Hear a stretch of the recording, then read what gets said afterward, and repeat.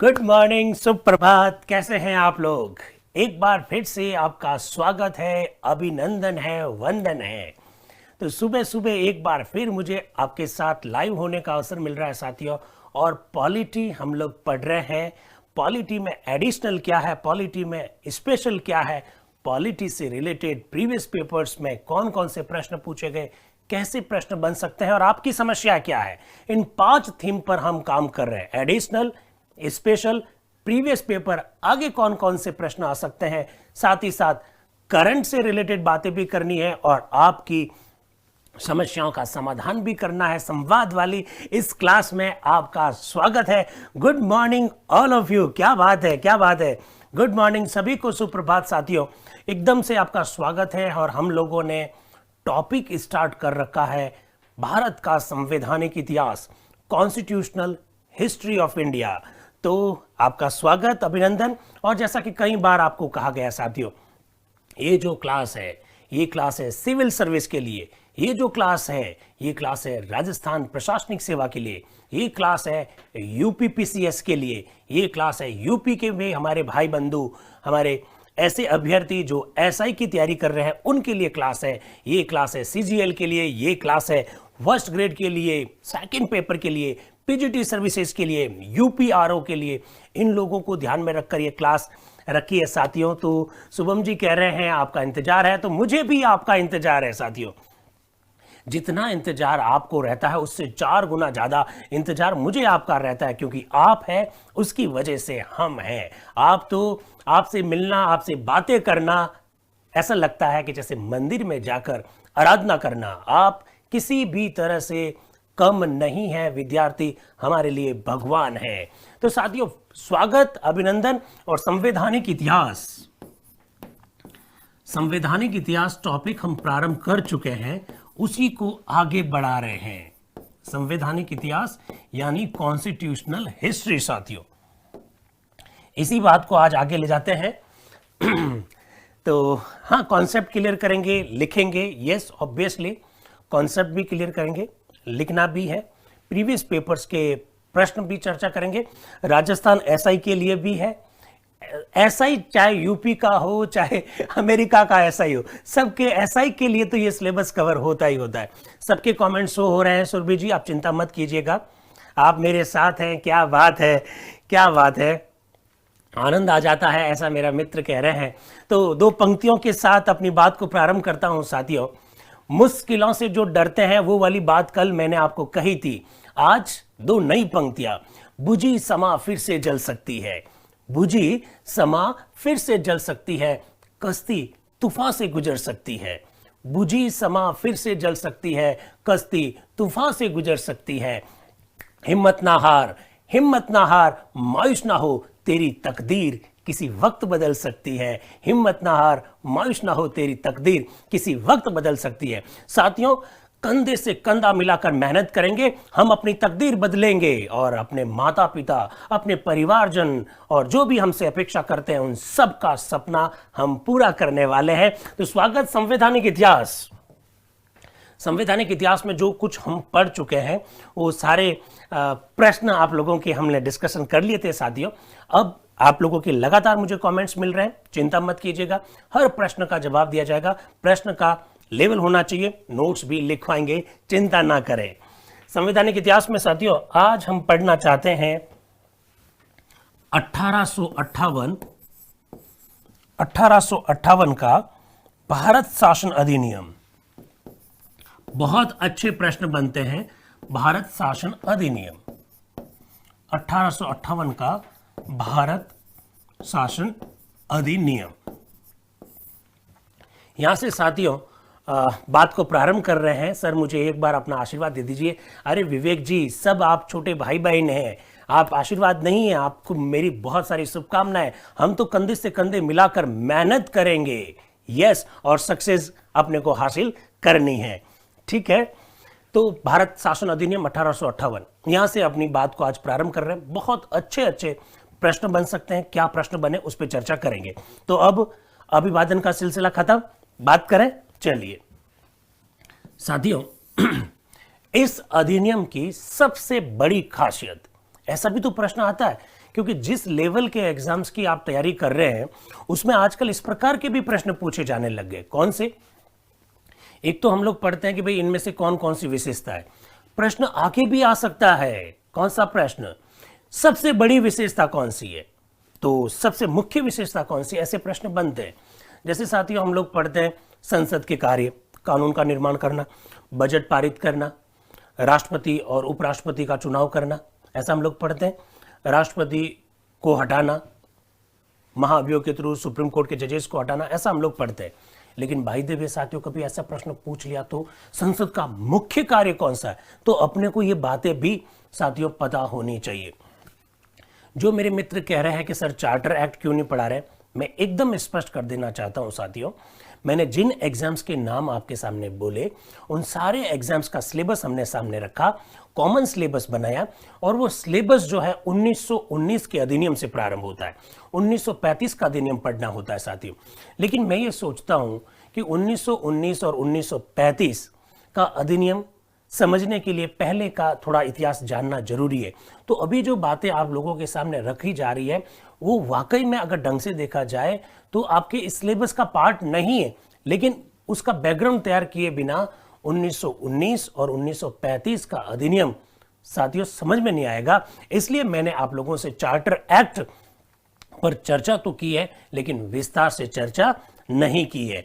वनपाल के लिए ये क्लास नहीं है, मैं एग्जैक्टली बता चुका हूं कि किस किस के लिए है। मैं एक बार वापस बोल दूं क्या? आरएस प्री वालों के लिए है, यूपीपीसीएस के लिए है, यूपी आरओ के लिए है, यूपी एआरओ के लिए है, राजस्थान एसआई के लिए है, यूपी एसआई के लिए है, राजस्थान प्रशासनिक सेवा के लिए है, फर्स्ट ग्रेड के लिए है, फर्स्ट ग्रेड का जो सेकंड पेपर उसके लिए है, पीजीटी सर्विसेज के लिए है, ये इन लोगों के लिए है। तो प्लीज आप अपना जो प्रश्न है उसी हिसाब से पूछिएगा।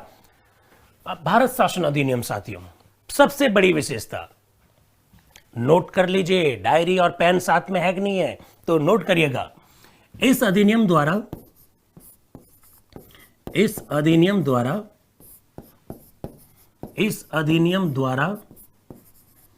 ईस्ट इंडिया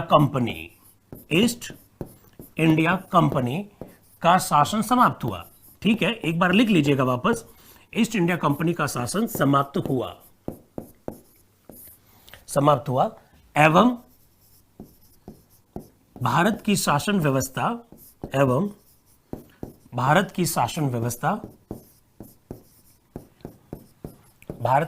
व्यवस्था ब्रिटिश महारानी कौन थी? महारानी जल्दी से बताइए। उस समय ब्रिटिश महारानी के अधीन कर दी गई। ये तो है पहला पॉइंट साथियों, ब्रिटिश महारानी के अधीन कर दी गई। ठीक है। सबसे बड़ा परिवर्तन 1857 की क्रांति के बाद जो ये एक्ट बना 1858 का, इस अधिनियम के द्वारा ईस्ट इंडिया कंपनी का शासन समाप्त हो गया। यानी ब्रिटिश महारानी और भारत की जनता के बीच में जो ईस्ट इंडिया कंपनी थी वो अब चली गई। भारत पर ईस्ट इंडिया कंपनी का प्रत्यक्ष नियंत्रण स्थापित हो गया। विक्टोरिया, सही बताया संतोष चौधरी जी ने, प्रमोद जी ने, पूनम जी ने, सब ने सही बताया। महारानी विक्टोरिया उस समय ब्रिटेन की महारानी थी, एकदम सही बात है साथियों। एक बड़ा अच्छा प्रश्न बनेगा, ये लाइन जब से हम लोगों ने जीके पढ़ना शुरू किया तब से लिखते रहे हैं कि ईस्ट इंडिया कंपनी का शासन समाप्त हुआ। बड़ा अच्छा प्रश्न आएगा। क्या प्रश्न आएगा?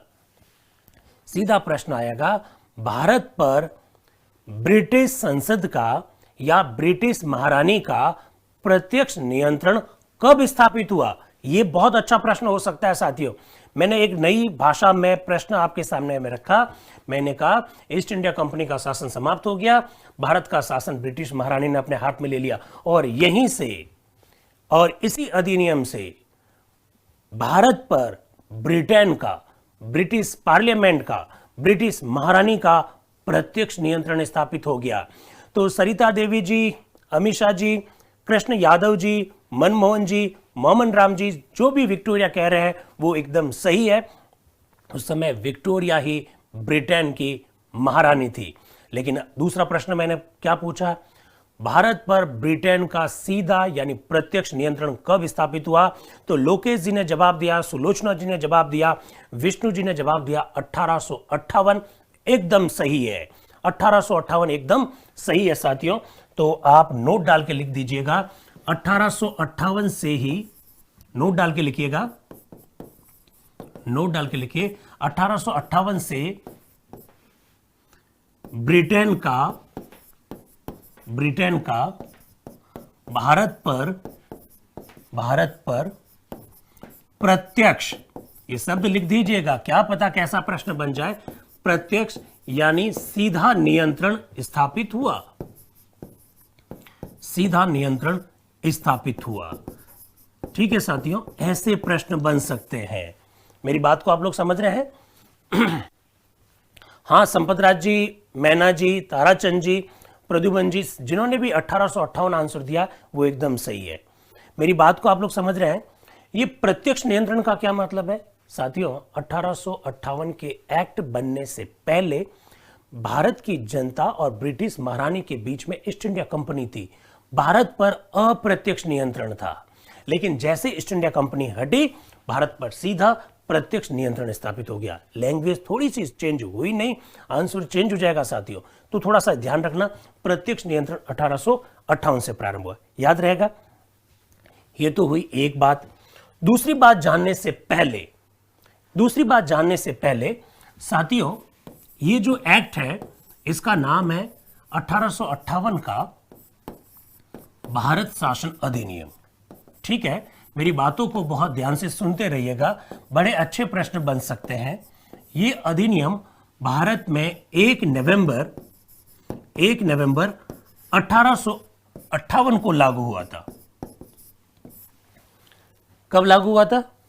1 नवंबर 1858 को लागू हुआ था। इसको भी थोड़ा सा ध्यान रखिएगा, क्या पता कैसे प्रश्न बन जाए। इससे भी अच्छा ये जो अधिनियम है जिसका नाम भारत शासन अधिनियम है, मालूम है इस अधिनियम का पूरा नाम क्या था? इस अधिनियम का पूरा नाम क्या था?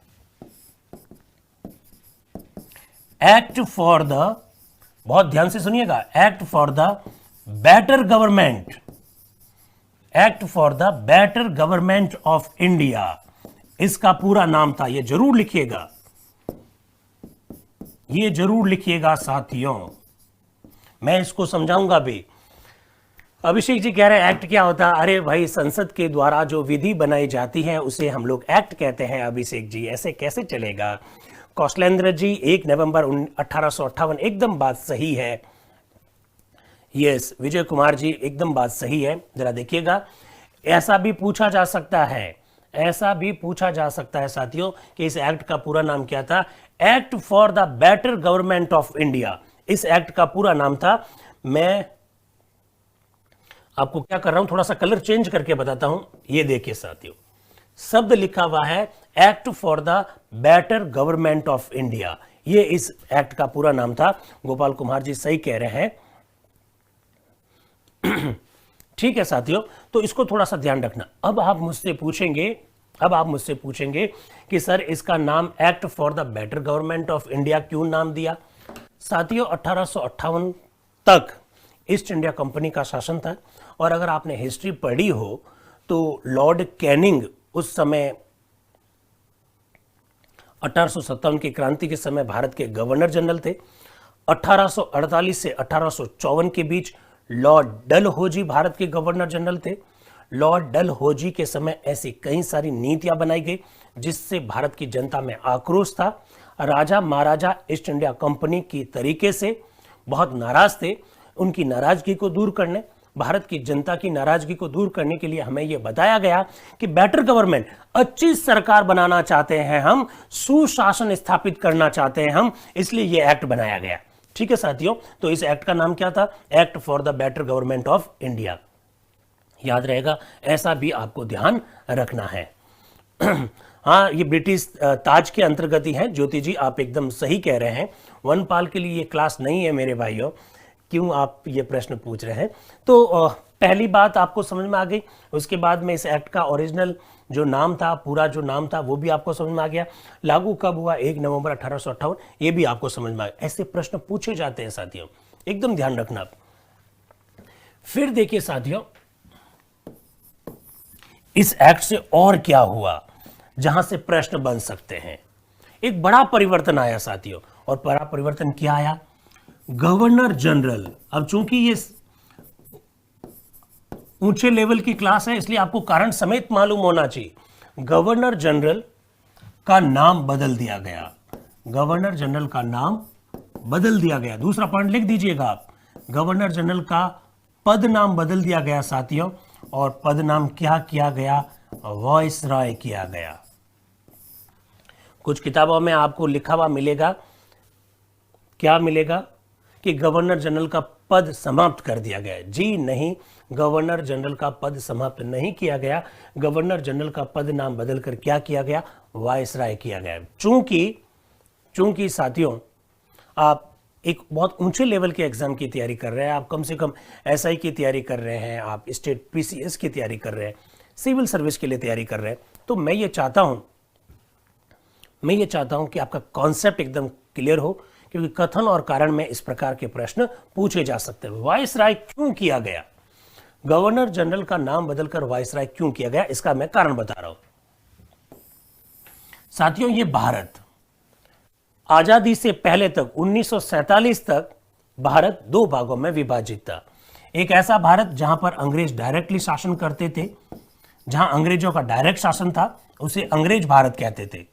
और एक ऐसा भारत जहां राजा महाराजा शासन करते थे, जहां अंग्रेजों का डायरेक्ट शासन नहीं था, जहां अंग्रेजों का अप्रत्यक्ष नियंत्रण था, उसे क्या कहा जाता था, देशी भारत कहा जाता था। ठीक साथियों, 1848 से लगाकर 1854 के बीच लॉर्ड डलहौजी भारत के गवर्नर जनरल थे, और उनकी गोद निषेध नीति की वजह से राजा महाराजा में बड़ी नाराजगी थी। 1857 की क्रांति को अगर आप पढ़ेंगे तो आपको मालूम पड़ेगा साथियों कि कई सारे राजा महाराजाओं ने भी 1857 की क्रांति में बढ़ चढ़कर भाग लिया था। 1857 की जब क्रांति हुई तो इंग्लैंड में बैठकर अंग्रेजों ने इस बात पर विचार किया कि ऐसे कैसे हो गया कि जो राजा महाराजा हमारे मित्र थे, वो राजा महाराजा हमसे नाराज कैसे हो गए। तो नाराजगी पूछी गई तो उन्होंने कहा हमको इस गवर्नर जनरल से नाराजगी है, ये गवर्नर जनरल हमारे राज्य हड़पता है, हम गवर्नर जनरल से बात नहीं करना चाहते, हम डायरेक्ट ब्रिटिश महारानी से बात करना चाहते हैं। तो ब्रिटिश महारानी से बात करने के लिए ब्रिटिश महारानी के प्रतिनिधि के रूप में एक नया पद सृजित किया गया साथियों, जिसे कहा गया वायसराय। गवर्नर जनरल का जो नाम था उसको बदलकर वायसराय किसके लिए कर दिया गया, देसी भारत के लिए कर दिया गया। देसी भारत में यही गवर्नर जनरल वायसराय के नाम से जाना जाता था। तो एक तरह से ऐसा लगता है कि नया पद सृजित किया गया। यह गवर्नर जनरल अंग्रेज भारत में अगर कहीं जाता तो यह गवर्नर जनरल कहलाता, जैसे बॉम्बे में जाता, जैसे मद्रास में जाता, जैसे कलकत्ता में जाता, जैसे बंगाल में जाता, तो उसे गवर्नर जनरल ही कहा जाता था। लेकिन अगर कोई बिहार में, छत्तीसगढ़ में, यूपी की, राजस्थान की किसी देशी रियासत में अगर वो दौरा करता तो उसी गवर्नर जनरल को क्या कहा जाता, वायसराय कहा जाता साथियों। तो गवर्नर जनरल और वायसराय एक ही है, पद नाम बदला गया। आप यूं भी कह दीजिए कि वायसराय नाम का नया पद सृजित किया गया, लेकिन किसके लिए, देसी भारत के लिए। देसी भारत के लिए वायसराय नाम का नया पद है।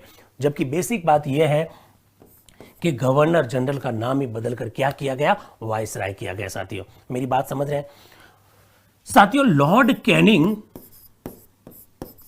1857 की क्रांति के समय भारत के गवर्नर जनरल थे, और 1858 का जब एक्ट बन रहा था उस समय भी वो भारत के गवर्नर जनरल थे। इस वजह से भारत के प्रथम वायसराय भी कौन कहलाएंगे, लॉर्ड कैनिंग ही कहलाएंगे। लॉर्ड कैनिंग ही प्रथम वायसराय कहलाएंगे। जेठाराम जी का प्रश्न है, सर गवर्नर जनरल और वायसराय में क्या अंतर है। देखिए जेठाराम जी, अच्छा प्रश्न है आपका। गवर्नर जनरल और वायसराय में कोई अंतर नहीं है। वायसराय जो है वो ब्रिटिश महारानी का प्रतिनिधि है। गवर्नर जनरल ब्रिटिश महारानी का प्रतिनिधि नहीं है। हालांकि ब्रिटिश महारानी ही गवर्नर जनरल की नियुक्ति करती थी, वो ब्रिटिश सरकार का प्रतिनिधि था गवर्नर जनरल, जबकि वायसराय ब्रिटिश महारानी का प्रतिनिधि था। राजा महाराजाओं ने साफ कह दिया कि हम गवर्नर जनरल की बात नहीं मानेंगे, हम तो ब्रिटेन की महारानी की बात मानेंगे और ब्रिटेन की महारानी से हमारा सीधा संपर्क होगा। तो ब्रिटेन की महारानी का प्रतिनिधित्व करने के लिए देसी भारत में जो सबसे बड़ा पदाधिकारी नियुक्त किया गया उसी को कहते हैं वायसराय। लेकिन मैंने कहा गवर्नर जनरल और वायसराय दोनों क्या थे, एक ही थे, पद नाम बदला गया। आप ये कह सकते हैं कि देसी भारत के लिए जरूर ये एक नया पद था। 1858 से पहले देसी रियासतें भी सीधा गवर्नर जनरल के अधीन ही थी, लेकिन 1857 की क्रांति की वजह से राजा महाराजाओं में हुई नाराजगी को दूर करने के लिए देसी रियासतों के लिए एक नया पद, जबकि वास्तव में पद नया नहीं था, गवर्नर जनरल का नाम ही क्या किया गया साथियों, बदला गया, वायसराय कर दिया गया। तो मेरी बात को आप लोग समझ गए, ये सब बातें आपको मालूम होना चाहिए। तो वायसराय हो गया, गवर्नर जनरल हो गया। लॉर्ड कैनिंग भारत के पहले वायसराय बन गए। तो भारत के पहले governor general lord William Bentinck, Bharat के पहले वायसराय लॉर्ड कैनिंग, बंगाल के प्रथम governor general Warren Hastings, Bengal के अंतिम governor general lord William Bentinck. बात समझ में आ गई? यहां तक साथियों बात मुझे लगता है कि आपको समझ में आ गई होगी। इस प्रकार के प्रश्न कई बार एग्जाम में पूछे गए, तो आप थोड़ा सा इसको ध्यान रखिएगा। रंजन गुर्जर साहब कह रहे हैं कि दोनों के कार्य सेम ही है क्या? देखिए, दोनों के कार्य सेम है, लेकिन गवर्नर जनरल जो है उसका संबंध ब्रिटिश भारत से है और वायसराय जो है उसका संबंध देसी रियासतों से है, देसी भारत से है। दोनों भले ही इंग्लैंड सरकार के लिए और ब्रिटिश महारानी के लिए काम करते हो, लेकिन दोनों का नाम अलग अलग है। भले ही व्यक्ति एक हो, लेकिन दोनों को अलग अलग नामों से अलग अलग जगह पर पुकारा जाता था। रूपाराम जी चौरसिया साहब कह रहे हैं कि इसको रोकिएगा, रूपाराम जी को रोकिएगा।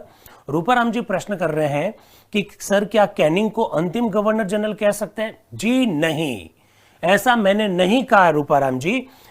देखिए, मेरी बात को बहुत ध्यान से सुनिएगा, मैंने ऐसा नहीं कहा। गवर्नर जनरल का पद समाप्त थोड़ी किया गया। मेरी बात को सुनिए। रूपम चौरसिया क्या प्रश्न है? गवर्नर जनरल का पद समाप्त नहीं किया गया, गवर्नर जनरल का पद बकायदा रखा गया, नाम चेंज किया गया। गवर्नर जनरल भी था, वायसराय भी था। गवर्नर जनरल ब्रिटिश भारत में, वायसराय देशी भारत में। तो लॉर्ड कैनिंग अंतिम गवर्नर जनरल कैसे हो सकते हैं? फिर अभी मार्ले मिंटो अधिनियम पढ़ेंगे तब हम कहेंगे मिंटो भारत के गवर्नर जनरल थे, तो अंतिम कैसे हो सकते हैं? तो इसलिए ध्यान रखिएगा साथियों, पद समाप्त नहीं किया गया था। आपको मेरी बात समझ में आई? सर सबको लॉर्ड क्यों कहते हैं? अरे लॉर्ड, इंग्लैंड में जो संसद है, ध्यान से सुनिए, इंग्लैंड में जो संसद है उसके दो हाउस हैं, दो सदन है। एक हाउस ऑफ कॉमन्स है जिसे कॉमन सभा कहते हैं, दूसरा हाउस ऑफ लॉर्ड है जिसे लॉर्ड सभा कहते हैं। जो लोग लॉर्ड सभा के मेंबर रहे हैं उन्हें लॉर्ड कहा जाता है। लॉर्ड वहां पर उपाधि है। आप समझ रहे हैं? हमारे यहां पर सबको श्री क्या जाता है, तो श्री हमारे यहां रेस्पेक्ट का शब्द है, उसी प्रकार से लॉर्ड वहां की उपाधि है साथियों। ठीक, आगे बढ़े। अब तीसरे पॉइंट की ओर आगे बढ़ते हैं साथियों। इंग्लैंड में एक नया पद सृजित किया गया, भारत सचिव। भारत सचिव नाम का एक नया पद सृजित किया गया। आप इसे भारत मंत्री भी कह सकते हैं, भारत सचिव भी कह सकते हैं, भारत मंत्री भी कह सकते हैं। नया पद। अब इसको ध्यान से सुनिएगा, ये बहुत ध्यान से सुन लीजिएगा। प्रवीण जी क्या बताएं? वापस कौन सी बात बताएं? आप क्या वायसराय और गवर्नर जनरल कह रहे हैं? मैं यूं कहना चाह रहा हूं साथियों, गवर्नर जनरल को लेकर देसी रियासतों में, राजा महाराजाओं में जो नाराजगी थी, उन नाराजगी को दूर करने के लिए ब्रिटेन की जो महारानी थी उसके प्रतिनिधि के रूप में वायसराय जैसा पद सृजित किया गया। वास्तव में गवर्नर जनरल का नाम ही वायसराय था। गवर्नर जनरल उसे अंग्रेज भारत में कहते थे, वायसराय उसे देशी भारत में कहते थे, ऐसा मैं कहना चाह रहा हूं। अरविंद जी कह रहे हैं सर भारत का अंतिम गवर्नर जनरल कौन था? Lord Mountbatten. बाद में बात करेंगे, लॉर्ड माउंटबेटन, इसके बारे में बाद में बात करेंगे। ठीक है साथियों। कुणाल जी का प्रश्न रोक दीजिएगा, क्या कह रहे हैं? सर ब्रिटिश गवर्नमेंट का प्रतिनिधि होने और क्यून का प्रतिनिधि होने में क्या फर्क है? अच्छा प्रश्न है। राष्ट्रपति का सचिव होने में और प्रधानमंत्री का सचिव होने में क्या फर्क है? जो फर्क यहां पर है वो फर्क वहां पर भी है।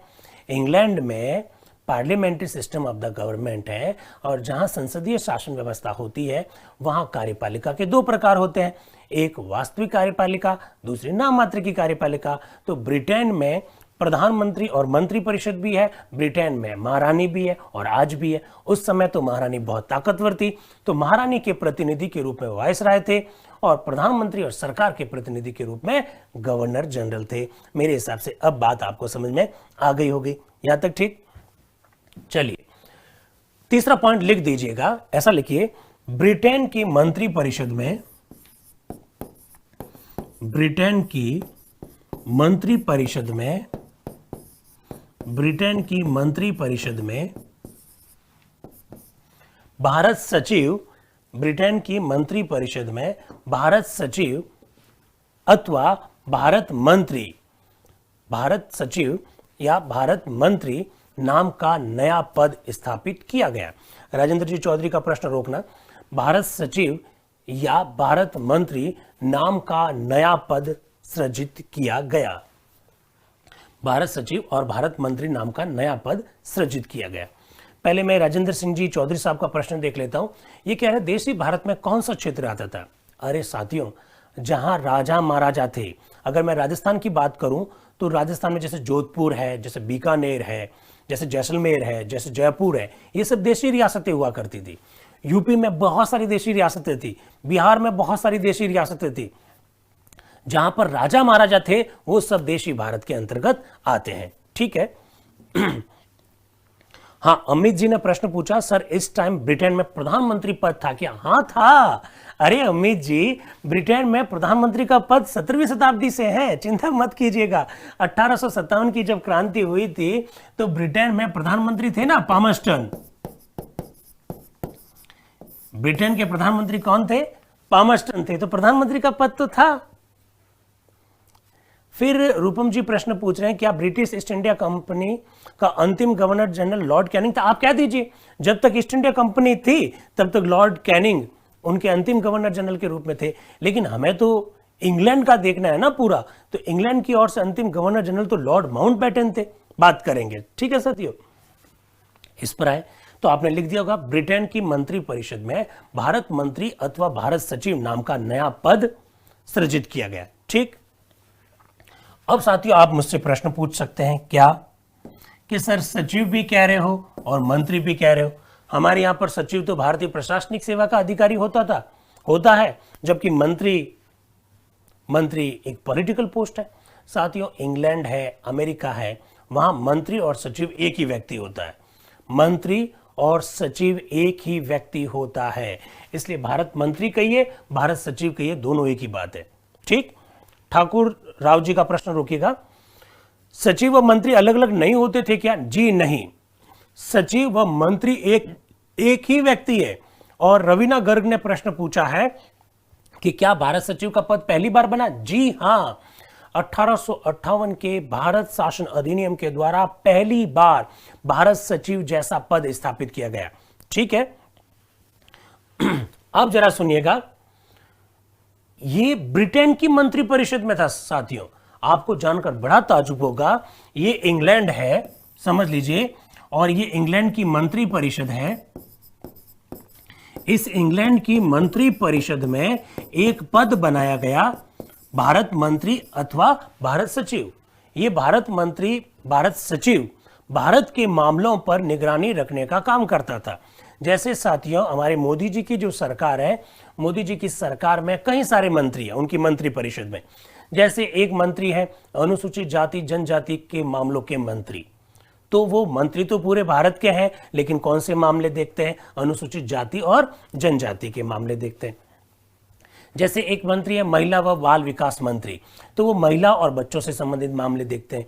एक मंत्री है जम्मू कश्मीर मामलों के मंत्री, तो वो जम्मू कश्मीर के मामले देखते हैं। ठीक उसी प्रकार से ब्रिटेन की मंत्री परिषद में एक नया पद बनाया गया, भारत मंत्री, जो मंत्री तो इंग्लैंड का था, रहता भी इंग्लैंड में था, लेकिन कौन से मामलों की निगरानी रखता था? भारत के मामलों की निगरानी रखने का काम करता था। महारानी का पद कैसे निर्धारित होता है? नेमीचंद जी पालीवाल साहब प्रश्न पूछ रहे हैं। राजतंत्र में क्या ये पूछोगे कि पद कैसे निर्धारित होता है? नेमीचंद जी, राजतंत्र में तो वंशानुगत होता है। राजा का बेटा क्या बनता है? राजा बनता है। भावेश जी ने प्रश्न पूछा है, जरा रोकिएगा भावेश जी को, सचिव व मंत्री के पद को कैसे नियुक्त करते हैं? साथियों, मोदी जी ने अमित शाह जी को गृह मंत्री कैसे बनाया? मोदी जी ने गजेंद्र सिंह जी शेखावत साहब को मंत्री कैसे बनाया? मोदी जी ने नरेंद्र सिंह जी तोमर को कैसे मंत्री बनाया? कैसे मंत्री बनाया? जो चुनाव जीत कर आया है देश का प्रधानमंत्री, उन्हें क्या करते हैं? मंत्री पद के लिए नाम बेचते हैं राष्ट्रपति को और वो मंत्री बना देते हैं। ठीक उसी प्रकार से इंग्लैंड में भी प्रधानमंत्री की अनुशंसा पर वहां पर मंत्री बनाए जाते हैं। ठीक है, तो इस बात को थोड़ा सा ध्यान रखिएगा। हाँ, दिनेश ने प्रश्न पूछा है कि पहले भारत सचिव कौन थे? ये अच्छा प्रश्न है साथियों, तो ध्यान रखिएगा। एडवर्ड पूरा नाम था इनका, एडवर्ड स्टैनले भारत के पहले भारत सचिव थे। एडवर्ड स्टैनले, आपका अच्छा प्रश्न है इसलिए मैंने जवाब दे दिया है। वैभव का भी यही प्रश्न है। Edward Stanley, Lord Edward Stanley इनका पूरा नाम है। ये भारत के पहले भारत सचिव थे। बहुत ध्यान से सुनिए, भारत के भारत सचिव थे, लेकिन भारत में नहीं रहते थे। भारत में नहीं रहते थे। ये ब्रिटेन की मंत्रिपरिषद के सदस्य थे और ब्रिटेन में ही रहते थे। विडंबना ये थी, ब्रिटेन में रहते थे, ब्रिटेन की सरकार के मंत्री थे, लेकिन सारा खर्चा हमको उठाना पड़ता था। सारा खर्चा हमको उठाना पड़ता था साथियों, ये थोड़ा सा ध्यान रखिएगा। प्रवीण शर्मा जी, मैंने आपका प्रश्न का जवाब दे दिया है। सचिव और मंत्री अलग अलग नहीं है, सचिव और मंत्री एक ही है, एक ही है साथियों, इसको थोड़ा सा ध्यान रखिएगा। तो Edward Stanley was the first Bharat सचिव, ये ध्यान रखिएगा। 1858 का जो अधिनियम है उससे क्या क्या फर्क आए ये मैंने बताने की कोशिश की। बेसिकली अपने को 1919 और 1935 का अधिनियम पढ़ना है साथियों, लेकिन मैं ये सोचता हूँ कि ये बातें अगर आपने नहीं समझी तो 1919 और 1935 का अधिनियम समझ में नहीं आएगा। हाँ, कैलाश जी ने एक प्रश्न पूछा, फिर वुड्स कौन थे? वुड्स के बारे में लिखा हुआ आता है कि भारत सचिव पहले वुड्स थे, लेकिन अगर स्टैनले और वुड्स दोनों ऑप्शन हो तो आप स्टैनले को प्राथमिकता देना, ये बात सही है। पायल, मैं आपकी बात को समझ गया हूं। लॉर्ड वुड्स के बारे में भी कई जगह लिखा हुआ है कि वो भारत सचिव थे। हाँ ठीक है, अगर स्टैनले ऑप्शन नहीं हो तो वुड्स को प्राथमिकता देना, दोनों साथ में ऑप्शन हो तो स्टैनले को ही प्राथमिकता देना। ठीक है। नैन सिंह जी प्रश्न कर रहे हैं कि सर हम वेतन क्यों देते थे? अरे हम गुलाम थे, हमको प्रश्न पूछने का हक थोड़ी है। अभी आप पूछ रहे हो हम वेतन क्यों देते हो, आप आजाद भारत में रहते हैं इसलिए प्रश्न पूछ सकते हैं। गुलाम भारत में तो हमें जो अंग्रेज कहते थे वो हमको करना पड़ता था क्योंकि हम गुलाम थे साथियों। ठीक है, चलिए 1858 का ये एक्ट हो गया साथियों। अब अपने को थोड़ा सा आगे बढ़ना चाहिए क्योंकि बेसिकली बात 1919 और 1935 के अधिनियम के बारे में करनी है। हाँ, सोनम जी का प्रश्न है ये भारत सचिव का पद बनाए क्यों गया? बहुत अच्छा प्रश्न है, मैं इसका जवाब दे देता हूं साथियों। ये भारत के मामलों पर निगरानी रखने के लिए, भारत के मामलों को नियंत्रित करने के लिए इंग्लैंड की सरकार में बनाया था ये पद। ये थोड़ा सा ध्यान रख दी। ये जो टॉपिक से हटकर जो प्रश्न पूछ रहे हैं, मेरा उनसे रिक्वेस्ट है, ये प्रश्न का कोई मतलब नहीं है और बार बार रिपीट किया तो ब्लॉक जरूर कर दिया जाएगा। आप टॉपिक याद रखें ना, संवैधानिक इतिहास पढ़ रहे हैं, कहाँ राजस्थान की विधानसभा आई है, जानबूझकर बोला है मैंने ताकि अन्य साथियों को भी मालूम पड़ सके कि उनके कुछ साथी इस तरह की भी बात करते हैं। संवैधानिक इतिहास पढ़ रहे हैं हम लोग, ये ध्यान रखिएगा। चलिए साथियों, अब सीधा मैं बात करना चाहता हूं 1909। देखिए, पढ़ना अपने को 1919 का अधिनियम है, लेकिन इसके बिना काम चल नहीं सकता। 1909 के अधिनियम को मार्ले मिंटो अधिनियम कहा जाता है साथियों। मार्ले मिंटो अधिनियम। बेसिकली अपनों को पढ़ना तो 1919 और 1935 का अधिनियम है। ठीक है, तो मार्ले मिंटो अधिनियम क्या है उसको समझने से पहले थोड़ा सा बैकग्राउंड बनाना ठीक रहेगा मेरे हिसाब से। साथियों, 1857 की क्रांति हुई, इसके बाद में 1858 का एक्ट बनाया गया। हमको ये कहा गया कि अब आपके लिए सुशासन की स्थापना होगी, आपको जो ईस्ट इंडिया कंपनी से जो शिकायत थी वो शिकायतों को दूर किया जाएगा। ठीक है, लेकिन ऐसा कुछ भी नहीं हुआ। 1885 में कांग्रेस की स्थापना हुई साथियों, कांग्रेस। और इस कांग्रेस की स्थापना के पीछे एक कारण यह था कि भारतीयों के मन में क्या चल रहा है उसकी जानकारी ब्रिटिश सरकार को मिलती रहे, इसलिए एलिट लोगों का, पढ़े लिखे लोगों का, अभिजातीय वर्ग के लोगों का इनिशियल स्टेज में एक संगठन के रूप में स्थापित हुआ कांग्रेस 1885 में। ठीक साथियों, आप देखेंगे 1885 से लगाकर 1905 तक, बात को समझ लीजिएगा ताकि आपको बातें समझ में आ सके। 1885 से लगाकर 1905 तक का कांग्रेस का अगर इतिहास अगर आप देखेंगे तो कांग्रेस उच्च वर्ग के लोगों का संगठन हुआ करता था इनिशियल स्टेज में, और अंग्रेजी सरकार जो भी नीति, जो भी कार्यक्रम बनाती थी, जो भी कानून बनाते थे, उनसे अगर किसी भी प्रकार की आपत्ति हो तो इस संदर्भ में कांग्रेस पहले 2 दशक तक ब्रिटिश सरकार के वहां पर, गवर्नर जनरल के वहां पर ज्ञापन देने का काम करती थी। कांग्रेस को जो भी आपत्तियां होती थी उन आपत्तियों को ज्ञापन के माध्यम से रखा जाता था। ये जो कांग्रेस है साथियों, 1905 तक आते आते कांग्रेस एक लोकप्रिय संगठन बन जाता है। एक कांग्रेस जो उच्च वर्ग के पढ़े लिखे लोगों का जो संगठन था, वो कांग्रेस अचानक लोकप्रिय संगठन बन जाता है, जनता का संगठन बन जाता है, और उसमें क्रांतिकारी तत्वों का प्रवेश हो जाता है। ये क्रांतिकारी कहते हैं कि नहीं, ये जो जुबान है, ये ज्ञापन की भाषा में ज्ञापन की जुबान नहीं समझते हैं, ये गोली की जुबान समझेंगे अंग्रेज। तो क्रांतिकारी तत्वों ने ऐसे कई सारी गतिविधियां करनी शुरू कर दी जो अंग्रेजों के लिए ठीक नहीं थी, और इन क्रांतिकारियों की गतिविधियां भारत में लगातार लोकप्रिय हो रही थी साथियों। इन क्रांतिकारियों का सबसे बड़ा गढ़ बंगाल था। बंगाल उस समय भी भारत का सबसे बड़ा प्रांत हुआ करता था, और इन क्रांतिकारियों का सबसे बड़ा गढ़ था लॉर्ड कर्जन। लॉर्ड कर्जन उस समय भारत के गवर्नर जनरल थे। अच्छा, मैं आपसे एक प्रश्न पूछता हूं, जरा जवाब दीजिएगा, जरा जवाब दीजिएगा। 1861 का परिषद अधिनियम क्यों नहीं पढ़ाया सर? शिवराज सिंह जी कानावत साहब 1919 और 1935 का अधिनियम अपने कोर्स में है। 1861 का अधिनियम जिसके द्वारा पोर्टफोलियो प्रणाली प्रारंभ की गई, जब मंत्री परिषद जब पढ़ेंगे तब मैं हल्का सा संकेत आपको दे दूंगा। फिलहाल हमारा फोकस पूरा 1919 और 1935 के अधिनियम पर है, इसलिए आप ये तो 1861 भी है, 1892 का अधिनियम भी है, हम डिस्कशन नहीं कर रहे हैं। ठीक है, 1905 में लॉर्ड कर्जन भारत के गवर्नर जनरल थे। मेरा आपसे प्रश्न है कि लॉर्ड कर्जन गवर्नर जनरल थे ऐसा लिखवाऊं या वायसराय थे ऐसा लिखवाऊं? आप बताइए जरा। लॉर्ड कर्जन उस समय भारत के गवर्नर जनरल थे ये लिखवाऊं, या लॉर्ड कर्जन उस समय भारत के वायसराय थे ये लिखवाऊं, या दोनों लिखवाऊं? आप बताइए।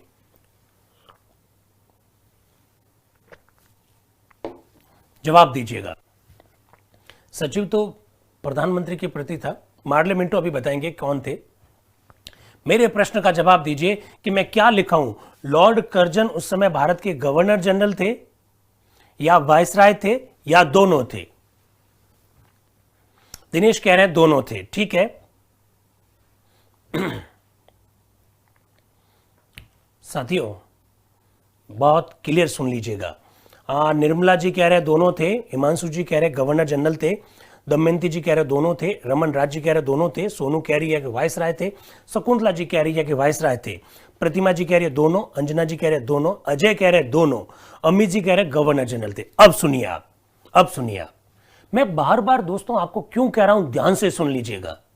इसका कारण यही है, हम पढ़ रहे हैं मार्ले मिंटो अधिनियम, और मैं कह रहा हूं 1905 का जब वर्ष आया, जब बंगाल का विभाजन हुआ, जब बंग भंग हुआ, उस समय लॉर्ड कर्जन भारत के गवर्नर जनरल थे। साथियों, मैं ऐसा कहना चाह रहा हूं, जबकि कुछ मित्र कह रहे हैं कि नहीं वो दोनों थे। मैं कब कह रहा हूं दोनों नहीं थे?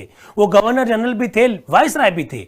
लेकिन मेरे दोस्तों, यही तो कॉन्सेप्ट है जो आपको समझना है। और कॉन्सेप्ट ये है कि जितने भी कानून बन रहे हैं, चाहे 1909 बन रहा हो, चाहे 1919 बन रहा हो, चाहे 1935 बन रहा हो, ये जो भी कानून है साथियों, ये कानून अंग्रेज भारत के लिए बन रहे हैं, देसी भारत के लिए नहीं बन रहे हैं। इसलिए अपने को वाइसराय शब्द का प्रयोग यहां करना ही नहीं है। यस, मेरे एक मित्र ने कह दिया, किस मित्र ने कहा, थोड़ा नीचे से लाओ, इन्होंने कहा कि यस, ये बात ब्रिटिश भारत की हो रही है। एकदम सही कहा, एकदम सही कहा उन्होंने। मुरारी जी मीणा साहब ने कहा ब्रिटिश भारत की बात कर रहे हैं। ऑब्वियसली साथियों, ब्रिटिश भारत की बात कर रहे हैं, इसलिए हम यही लिखेंगे कि लॉर्ड कर्जन उस समय भारत के गवर्नर जनरल थे। हालांकि ये बात सही है कि लॉर्ड कर्जन वाइसराय भी थे और लॉर्ड कर्जन गवर्नर जनरल भी थे, लेकिन वाइसराय थे हम ऐसा नहीं लिखेंगे। ऐसा इसलिए नहीं लिखेंगे क्योंकि ये कानून कौन से भारत के लिए बन रहा है? ये कानून ब्रिटिश भारत के लिए बन रहा है। साथियों, ये बात को ध्यान रखिएगा, यही तो बात है। फिर आप शिकायत करेंगे, सर ये ऐसे कैसे प्रश्न हो गया। साथियों, मेरी बात को बहुत ध्यान से सुनिए। लॉर्ड कर्जन अंग्रेज भारत के गवर्नर जनरल और देसी भारत के वाइसराय के रूप में काम कर रहे थे, यह बात सही है। लेकिन मैं जिन एक्ट की बात कर रहा हूं, उन एक्ट का देसी भारत के साथ कोई संबंध नहीं था। उन एक्ट का संबंध केवल और केवल ब्रिटिश भारत से था। इसलिए हम क्या लिखेंगे? लॉर्ड कर्जन गवर्नर जनरल थे। दिनेश जी सही कह रहे हैं, कानून सिर्फ ब्रिटिश भारत में ही लागू होते थे। इसलिए आप ध्यान रखिएगा, उस समय लॉर्ड कर्जन भारत के क्या थे? गवर्नर जनरल थे। उन्होंने भारतीयों की ताकत को तोड़ दिया और तोड़ने के लिए बंगाल को निशाना बनाया। बंगाल क्रांतिकारियों का सबसे बड़ा गढ़ था। उन्होंने बंगाल का विभाजन करवा दिया, जिसे हम बंग भंग के नाम से जानते हैं। नीरज जी, सबके कमेंट दिख रहे हैं। अमन कह रहे हैं, अमन को रोकिएगा। अमन कह रहे हैं सर फिर देशी भारत के लिए कौन से रूल थे? या ये प्रश्न है मेरे भाई। अमन ने कितना प्रश्न अच्छा पूछा है। फिर देसी भारत के लिए कौन से रूल थे? देसी भारत के लिए तो राजा महाराजाओं के रूल थे। अमन, मेरी बात को समझ रहे हैं? राजा महाराजा अपने हिसाब से कानून बनाते थे। अगर जयपुर है तो जयपुर वाले अपने हिसाब से, सौराष्ट्र है तो सौराष्ट्र वाले अपने हिसाब से, बिहार है तो बिहार के राजा महाराजा अपने हिसाब से कानून बनाते थे। पूरे अंग्रेज भारत के लिए एक कानून बनता था जो ब्रिटिशर्स के द्वारा बनाया जाता था, और देसी रियासतों के अपने कानून थे। इसलिए साथियों, वो उस समय क्या थे? गवर्नर जनरल थे। ये बात आपको ध्यान रखनी है। ऐसे ही तो प्रश्न है, यही तो कॉन्सेप्ट है, यही तो लाइव क्लास का मजा है, यही तो संवाद है साथियों जो आपके साथ हो रहा है। ठीक है साथियों, 1905 में बंग भंग हो गया। फिर क्या हुआ? 1906 में अंग्रेजों ने फूट डालो राज करो की नीति के तहत साथियों मुसलमानों को भड़काते हुए, उनको मोटिवेट करते हुए, उनकी भावना को भड़काते हुए उन्हें कहा आप कांग्रेस का साथ छोड़ दीजिए। अगर आपको अपने हितों का प्रतिनिधित्व करना है तो आपका खुद का अलग से संगठन होना चाहिए। 1906 में मुस्लिम लीग की स्थापना कर दी गई। 1907 में खुद कांग्रेस के टुकड़े हो गए साथियों, कांग्रेस का विभाजन हो गया, जिसे हम लोग सूरत की फूट के नाम से जानते हैं। कांग्रेस का विभाजन, सूरत की फूट, कांग्रेस के दो टुकड़े, नरम दल और गरम दल। इस प्रकार की परिस्थितियां अंग्रेजों के लिए अनुकूल थी और ऐसी परिस्थितियों में बनाया गया 1909 का मार्ले मिंटो एक्ट। बेसिकली नाम है भारत परिषद एक्ट, भारत परिषद अधिनियम, इंडियन काउंसिल एक्ट। लेकिन साथियों, चूंकि मार्ले उस समय भारत सचिव थे, भारत या भारतीय परिषद अधिनियम, नोट कर रहे हैं ना आप लोग? भारतीय परिषद अधिनियम। लेकिन मार्ले उस समय क्या थे साथियों? मार्ले उस समय भारत सचिव थे और मिंटो उस समय क्या थे? क्या लिखवाऊं? गवर्नर जनरल लिखवाऊं या वाइसराय लिखवाऊं या दोनों लिखवाऊं? बताइए बताइए। मिंटो क्या थे? गवर्नर जनरल थे या वाइसराय थे या दोनों थे? क्या लिखवाऊं यहां पर? क्या लिखवाऊं? साथियों यहां लिखेंगे मिंटो उस समय भारत के गवर्नर जनरल थे। आप कहेंगे अरे वाइसराय भी थे। मैं कब मना कर रहा हूं कि वाइसराय नहीं थे? मैं कब मना कर रहा हूं कि वाइसराय नहीं थे? साथियों वाइसराय थे, लेकिन हम बात कर रहे हैं ब्रिटिश भारत की, देसी भारत की बात हम नहीं कर रहे हैं साथियों। इसीलिए मार्ले और मिंटो दोनों ने मिलकर इस अधिनियम को बनाया था, इसलिए इस अधिनियम को मार्ले मिंटो अधिनियम कहा जाता है। कथन और कारण में इस प्रकार के प्रश्न बन सकते हैं। देखो अभी भी, रुकना जरा, ये तिवारी जी कौन है? राधानाथ तिवारी। राधा तिवारी अभी भी कह रही है सर दोनों लिखवाओ। अरे मेरे भाई, इसका मतलब कॉन्सेप्ट क्लियर नहीं हो रहा है। दोनों थे, नो डाउट, लेकिन हम बात कर रहे हैं ब्रिटिश भारत के लिए। हम ऐसे भारत की बात कर रहे हैं जहां पर अंग्रेजों का सीधा प्रत्यक्ष नियंत्रण था। साथियों ये जो कानून बन रहे हैं ये देसी रियासतों के लिए नहीं थे। इसलिए मेरे वे साथी जो कह रहे हैं कि दोनों लिखवाओ, कि वो गवर्नर जनरल भी थे, वाइसराय भी थे, गलत हो जाएगा। मिंटो उस समय भारत के गवर्नर जनरल थे, मिंटो उस समय भारत के वाइसराय थे, इसमें कोई दो राय नहीं है। लेकिन मेरे भाइयों, मेरी बहनों, ध्यान रखिएगा, हम ब्रिटिश भारत की बात कर रहे हैं, इसलिए हम क्या लिखेंगे? मिंटो उस समय भारत के गवर्नर जनरल थे, दोनों ने मिलकर इस कानून को बनाया, इसलिए इसे क्या कहते हैं? मार्ले मिंटो अधिनियम कहा जाता है। साथियों ये सब पढ़ना पड़ेगा, ये पढ़े बिना काम नहीं चलेगा, यही तो कॉन्सेप्ट है। तो अब आपका कॉन्सेप्ट क्लियर हो गया? ओके, पुष्पा जी कह रहे हैं गवर्नर जनरल सही लिखा है, एकदम सही। साथियों ये संवाद जो है, कई सारे मित्र कहेंगे सर इतना ज़्यादा संवाद मत करिए, लेकिन साथियों जब अपना कॉन्सेप्ट ही क्लियर नहीं हो रहा है, अपना कॉन्सेप्ट ही क्लियर नहीं हो रहा है, ऑफलाइन क्लासेस में ये सारा संवाद नहीं हो पाता है। इस संवाद को इसलिए तो लाए हैं ताकि आपके प्रश्नों को, आपके जो कॉन्सेप्ट जो है उसको क्लियर करें, आपके कंफ्यूजन को दूर करें। मेरी बात से आप लोग सहमत होंगे, ठीक? तो मार्ले मिंटो अधिनियम, इस अधिनियम की और कई सारी विशेषताएं हैं, लेकिन जो सबसे महत्वपूर्ण जो विशेषता है साथियों वो ये है कि भारत में पहली बार सांप्रदायिक निर्वाचन प्रणाली की शुरुआत हुई। सांप्रदायिक निर्वाचन प्रणाली। अब मैं एक प्रश्न पूछूंगा, आप मुझे जवाब देना, कितना आपका कॉन्सेप्ट क्लियर है अभी मालूम पड़ जाएगा। 1909 के अधिनियम द्वारा, आप नोट कर रहे हैं ना, 1909 के अधिनियम द्वारा भारत में पहली बार सांप्रदायिक निर्वाचन प्रणाली की शुरुआत की गई। ठीक है, 1909 के अधिनियम द्वारा भारत में पहली बार सांप्रदायिक निर्वाचन प्रणाली की शुरुआत की गई। ठीक, अब आप बचपन से पढ़ते रहे हैं कि ये मुसलमानों के लिए थी, सांप्रदायिक निर्वाचन प्रणाली की शुरुआत की गई, ये सब बातें। अगर आपको पता है कि सांप्रदायिक निर्वाचन प्रणाली क्या है तो मुझे जवाब दीजिएगा। मैं प्रश्न आपसे पूछता हूं। हाँ, क्या कह रहे हैं कुणाल जी? पहली बार समझ में आया, थैंक यू कुणाल जी। कोशिश हमारी यही है कि आपको सारी बातें समझ में आए।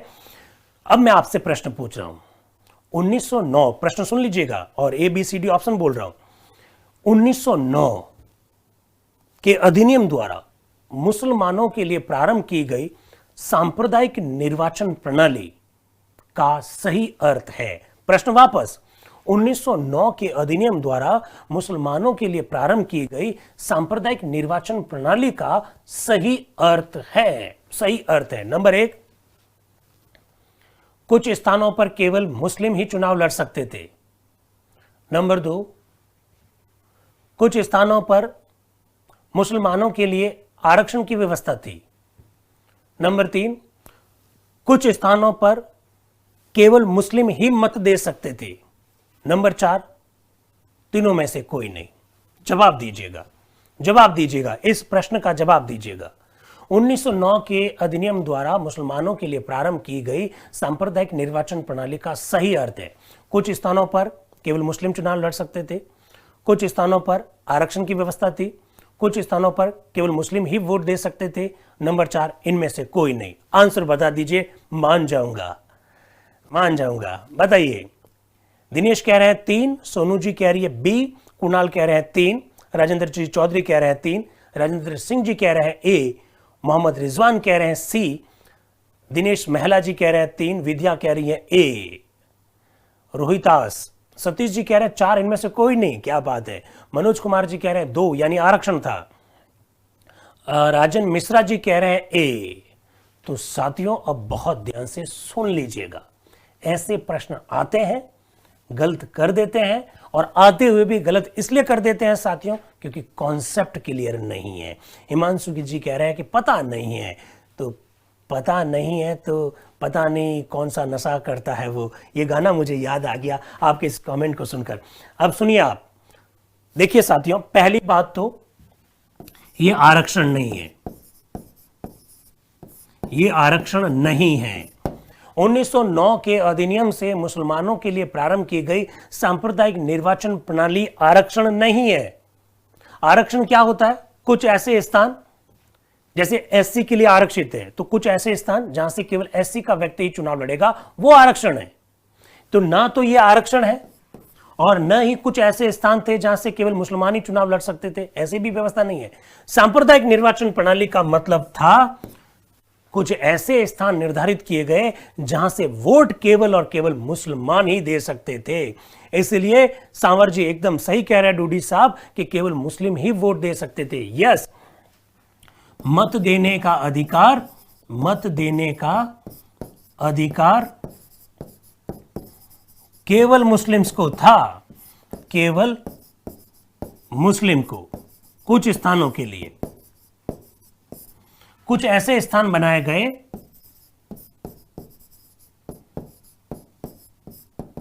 कुछ स्थान ऐसे बनाए गए जहां वोट देने का अधिकार केवल किसको था? मुसलमानों को था। साथियों, सांप्रदायिक निर्वाचन प्रणाली इसे कहते हैं। और आपसे प्रश्न पूछूं क्या?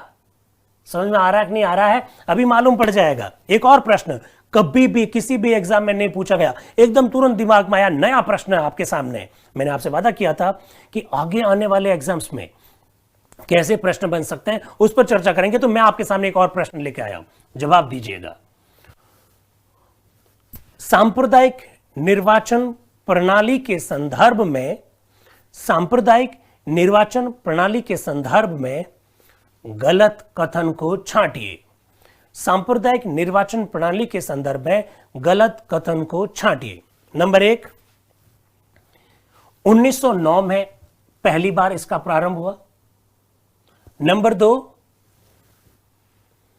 पहली बार इसे केवल मुसलमानों पर लागू किया गया। नंबर 3, मिंटो को भारत में सांप्रदायिकता का जनक कहा जाता है, या यूं कह दीजिए मिंटो को इस प्रणाली का जनक कहा जाता है। और नंबर 4, यह प्रणाली वर्तमान आरक्षण व्यवस्था के अनुकूल है, यह प्रणाली वर्तमान आरक्षण व्यवस्था के समान है। चारों में से गलत कौन सा है यह बताइए। सांप्रदायिक निर्वाचन प्रणाली के संदर्भ में गलत कथन छांटने को कहा था साथियों मैंने। पहली बार इसका प्रारंभ 1909 में हुआ। नंबर 2, प्रारंभ में यह केवल मुसलमानों के लिए थी। ठीक है, जवाब दीजिए, आंसर दीजिए। अमन यादव कह रहे हैं 1, जितेश कुमार जी कह रहे हैं 1। मैंने पूछा इनमें से गलत कौन सा है। कालूराम जी कह रहे हैं 3, जसवंत सिंह जी कह रहे हैं 2, MR रेणुवा जी कह रहे हैं 2, नासिर अली जी कह रहे हैं 4। साथियों, इसमें गलत है ऑप्शन नंबर 4।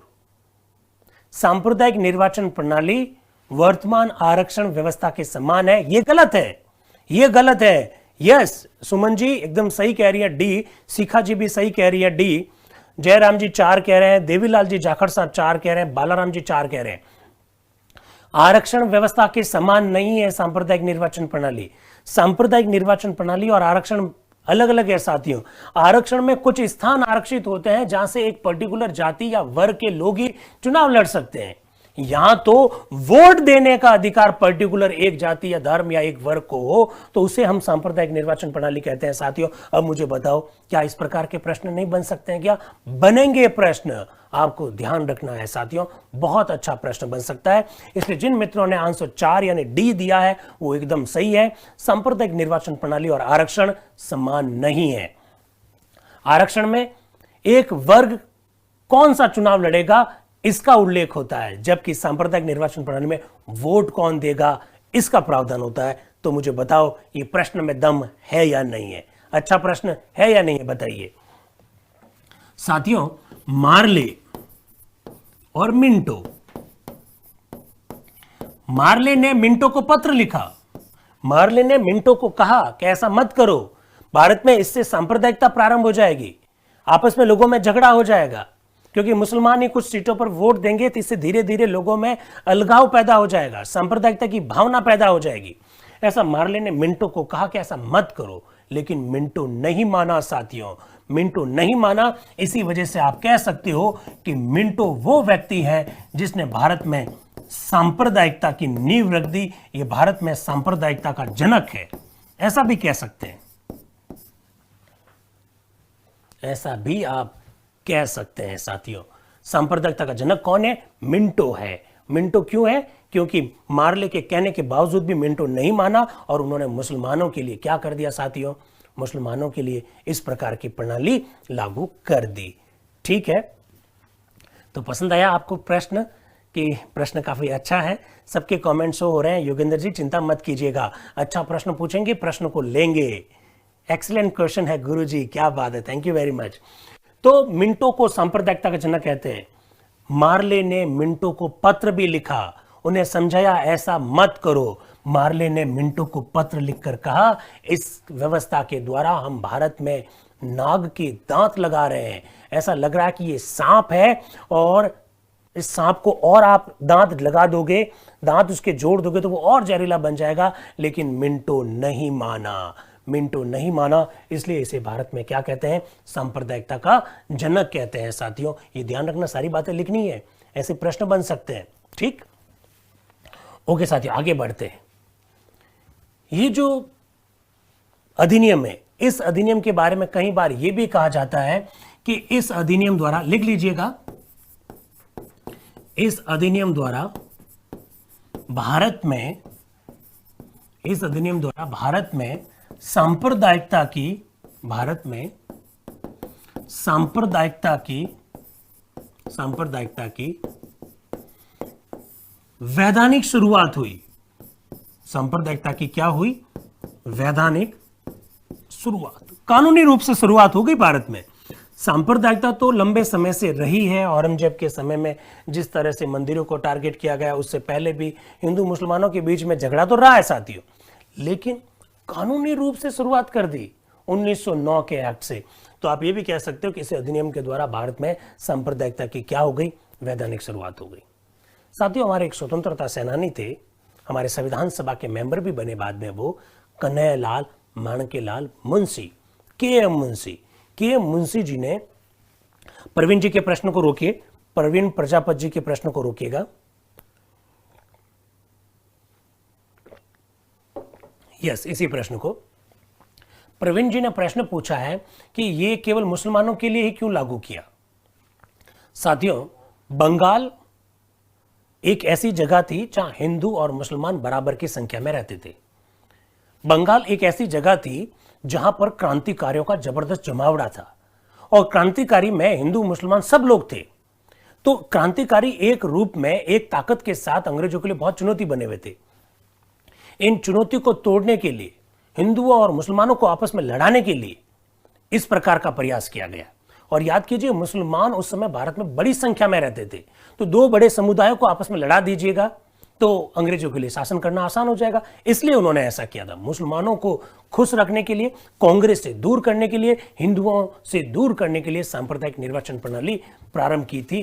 अंग्रेजों की ये बड़ी कुत्सित चाल थी साथियों। फूट डालो और राज करो की नीति के अंतर्गत वो भारत का विभाजन की एक तरह से नींव तैयार कर रहे थे, आप ऐसा भी समझ लीजिए। 1905 में भंग करते हैं, 1906 में मुस्लिम लीग को कांग्रेस के पैरेलल खड़ा करते हैं, और 1909 में मुसलमानों को और अधिक तुष्ट करने के लिए उनके लिए सांप्रदायिक निर्वाचन प्रणाली का कॉन्सेप्ट लेकर आकर हिंदुस्तान के विभाजन की नींव तैयार कर रहे हैं अंग्रेज। फूट डालो राज करो की नीति के अंतर्गत डॉक्टर बजरंग जी बागड़िया साहब सही कह रहे हैं। आगे बढ़े अब, तो मैं ये कहना चाह रहा हूं साथियों, कन्हैयालाल माणकेलाल मुंशी जी ने इस अधिनियम के बारे में बड़ी जबरदस्त कमेंट्री की है। उन्होंने कहा, इस अधिनियम ने भारत में उभरते हुए लोकतंत्र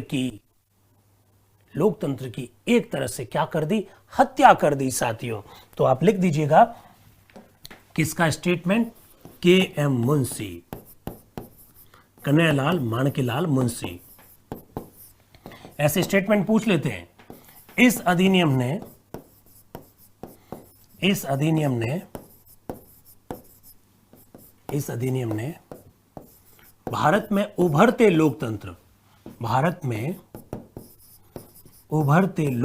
की हत्या कर दी, लोकतंत्र को मार डाला, लोकतंत्र की हत्या कर दी।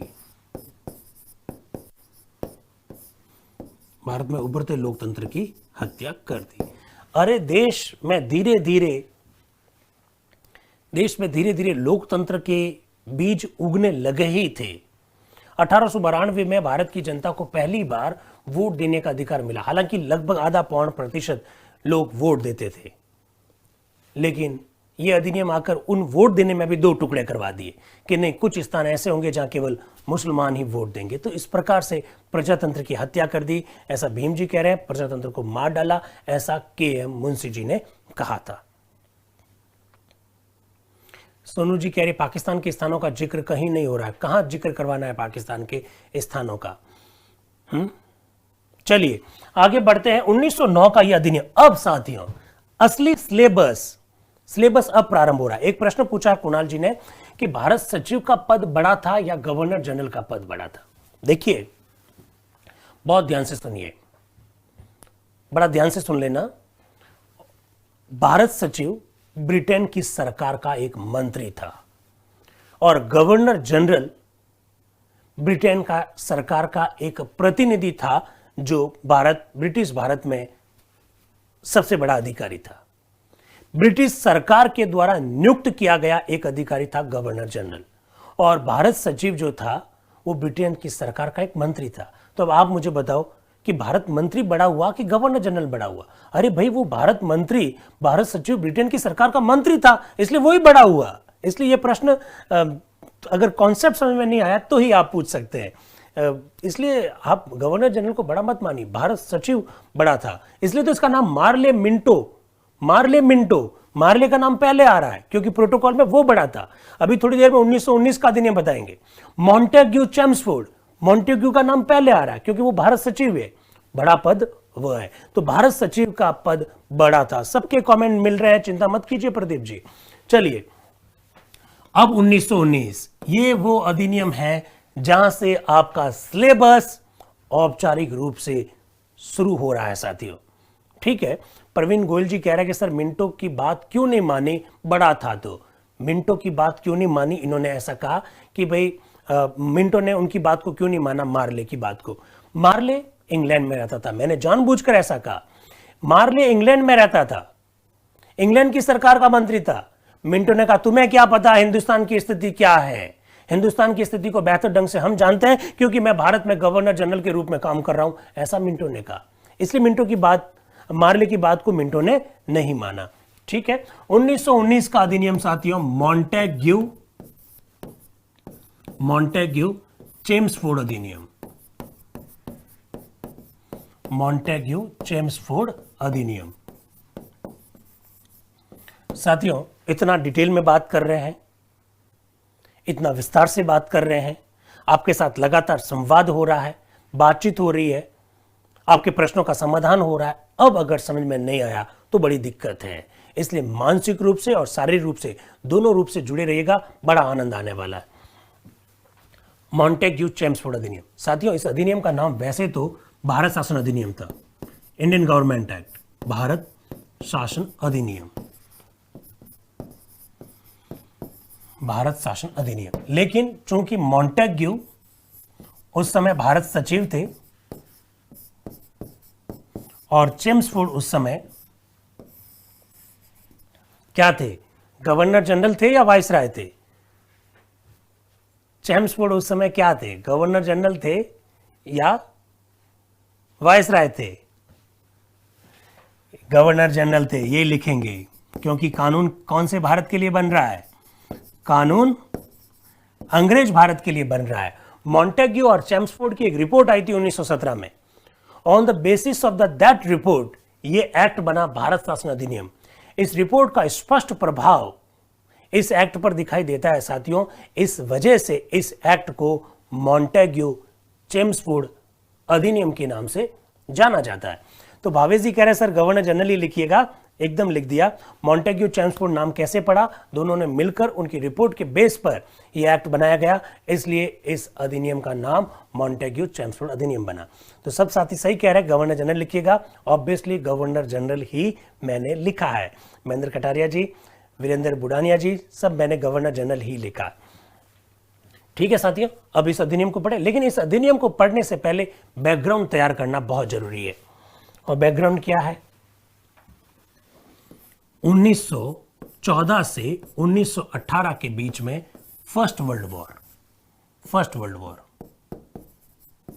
अब आप कहेंगे अपने को क्या मतलब है इस फर्स्ट वर्ल्ड वॉर से?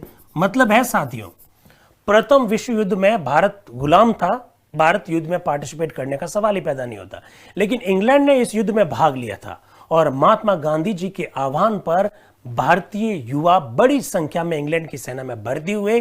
परिणाम इंग्लैंड के पक्ष में रहा। हम लोगों ने इंग्लैंड को सहयोग किया था, इसलिए इंग्लैंड हमसे एहसानमंद था। पहली बात। दूसरी बात साथियों, 1915-16 में आप देखेंगे होम रूल मूवमेंट प्रारंभ हुआ। क्या प्रारंभ हुआ? Home rule movement.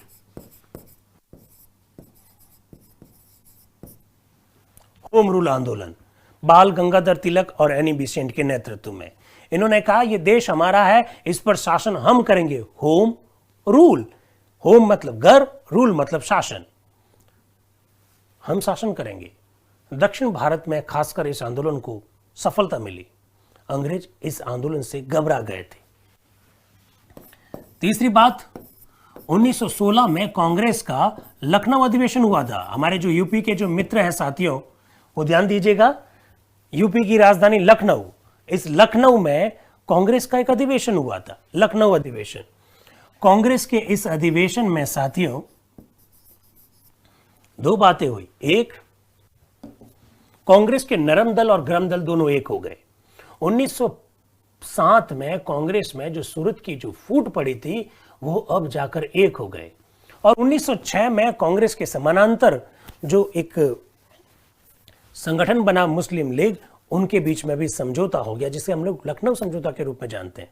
कांग्रेस के दोनों धड़े और कांग्रेस व मुस्लिम लीग, इन लोगों ने मिलकर यह तय किया कि देश की आजादी का आंदोलन अब एक मंच से लड़ा जाएगा। एक साथ देश की आजादी की लड़ाई लड़ेंगे अंग्रेजों के खिलाफ। अंग्रेज इससे घबरा गए। तो वीरेंद्र विक्रम सिंह जी कह रहे हैं इस एक्ट की आवश्यकता क्यों हुई? इस एक्ट की आवश्यकता इसलिए हुई क्योंकि देश में सारी जो शक्तियां थी वो एक मंच पर आ गई। भारतीय डिमांड कर रहे थे लगातार कि अब हम एक मंच से लड़ाई लड़ेंगे, अब हमको आजादी दीजिए। भारतीय राजनीति में गांधी जैसा व्यक्तित्व प्रवेश कर चुका था। सरदार वल्लभ भाई पटेल पहले से आंदोलन कर ही रहे थे। गांधी जी बड़ी भारी सफलता दक्षिण अफ्रीका से लेकर हिंदुस्तान लौटे थे। भारत के युवाओं ने गांधी जी का बड़ा जबरदस्त स्वागत किया। इस प्रकार की परिस्थितियां बन गई। मजबूर हो गए अंग्रेज नया कानून बनाने के लिए, और जो कानून बना मॉन्टेग्यू चेम्सफोर्ड रिपोर्ट 1917 के आधार पर बना। इस वजह से इस कानून का नाम दिया मॉन्टेग्यू चेम्सफोर्ड अधिनियम 1919। पहली विशेषता लिख दीजिएगा। पहली विशेषता, इस अधिनियम की एक प्रस्तावना थी। लिखिए लिखिए, अधिनियम की प्रस्तावना में